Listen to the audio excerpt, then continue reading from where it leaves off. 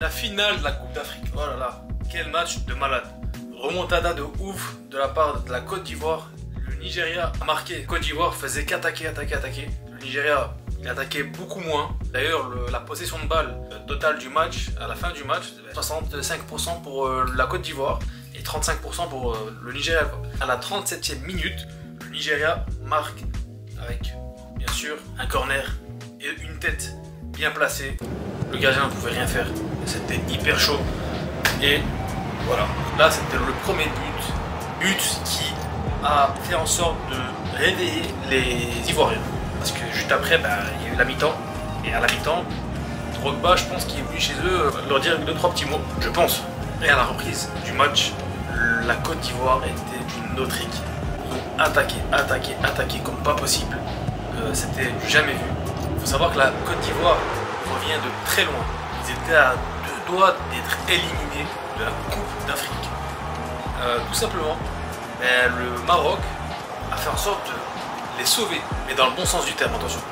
Mais les sauver dans le sens où le fait que le Maroc ait gagné son match, la Côte d'Ivoire a été sauvée de justesse pour continuer la Coupe d'Afrique.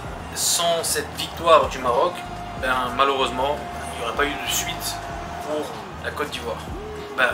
Mais bon, le Maroc malheureusement a perdu contre l'Afrique du Sud et du coup la Côte d'Ivoire était sauvée. Revenons à la deuxième mi-temps. Lorsqu'ils sont revenus à la deuxième mi-temps, ils étaient chargés à bloc dans le sens où ils se sont dit, mais cette mentalité de ne pas lâcher, de se dire on peut le faire, on va gagner, on peut le faire. Les mecs ils reviennent de très très loin là. Vous pouvez prendre l'exemple d'une personne ou d'une autre hors football, si vous reprenez cette mentalité, vous la mettez dans votre vie de manière générale, vous pouvez qu'avancer. Il faut savoir que le Nigeria a mérité cette finale, dans le sens où d'être face à la Côte d'Ivoire. Ce sont deux équipes qui sont là parce qu'ils l'ont mérité, c'est pas de la triche, il n'y a pas eu de je sais pas quoi, l'arbitre, non. Le Nigeria a très bien joué durant cette CAN, la Côte d'Ivoire pareil, mais le Nigeria c'était un truc, ils ont fait que gagner leur match quoi. Ils sont très techniques, ils font des grandes passes. Les deux équipes ont leur propre style de jeu. Et encore une fois, heureusement. À la deuxième mi-temps, la Côte d'Ivoire a égalisé le match. Super beau goal. Il faut savoir que Sébastien Haller revient de très loin. Il avait un cancer. Il a réussi à vaincre ce cancer. Il revient de très loin. Chapeau à lui. Et durant ce match, il a donné tout ce qu'il pouvait. Il cadrait, etc. Et bien sûr, le travail se paye. Le travail paye. Il a placé un goal, il a marqué de justesse avec la pointe des pieds, il a vu le ballon arriver, non c'est maintenant ou jamais. Voilà, il a touché la balle avec la pointe des pieds, c'est pas un but très académique et très esthétique, etc. Mais c'est un but de la finale de la Coupe d'Afrique.